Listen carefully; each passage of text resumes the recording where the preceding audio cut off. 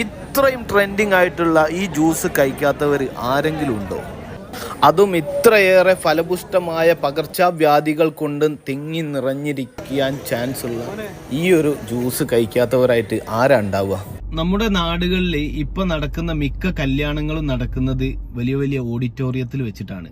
അപ്പൊ അവിടെ നമ്മൾ കയറി ചെല്ലുന്ന സമയത്ത് നമുക്ക് തരുന്ന വെൽക്കം ഡ്രിങ്ക്സുകൾ വളരെ നല്ല വെറൈറ്റി ജ്യൂസുകളൊക്കെയാണ്. അപ്പൊ നമ്മൾ അത് വാങ്ങുന്നത് കഴിക്കുന്നത് നമ്മളെ കുട്ടികൾക്ക് കൊടുക്കുന്നുണ്ട്. ഇതൊന്ന് നിങ്ങളൊന്ന് സൂക്ഷിച്ചു നോക്കി, ഈ ഗ്ലാസ് കഴുകുന്ന വെള്ളത്തിന്റെ ഒക്കെ അവസ്ഥ.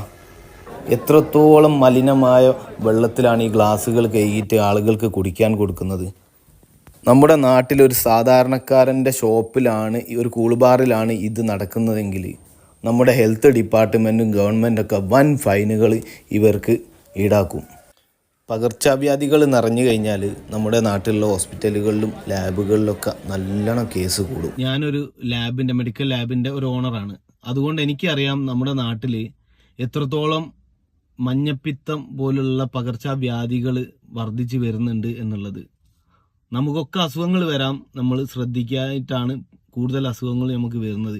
അത് നമുക്കും നമ്മളെ മക്കൾക്കും വരാതിരിക്കാൻ വേണ്ടിയിട്ട് നിങ്ങളെയും കൂടി ഈ ഒരു കാര്യം അറിയിക്കണം എന്ന് തോന്നിയിട്ടാണ് ഞാൻ ഈ ഒരു വീഡിയോ ആയിട്ട് നിങ്ങളുടെ മുന്നിൽ വന്നത്. അപ്പോൾ ഇനിയെങ്കിലും ഇത്തരത്തിലുള്ള പരിപാടികൾക്കൊക്കെ പോകുന്ന സമയത്ത് ആ ഗ്ലാസ്സുകളൊക്കെ കഴുകുന്നുണ്ടോ, അല്ലെങ്കിൽ ഡിസ്പോസിബിൾ ആയിട്ടുള്ള ഗ്ലാസ്സുകൾ ഉപയോഗിച്ചുകൊണ്ട് അത്തരത്തിലുള്ള ജ്യൂസുകളൊക്കെ കുടിക്കാൻ ശ്രമിക്കുക. കഴിയുന്നോ?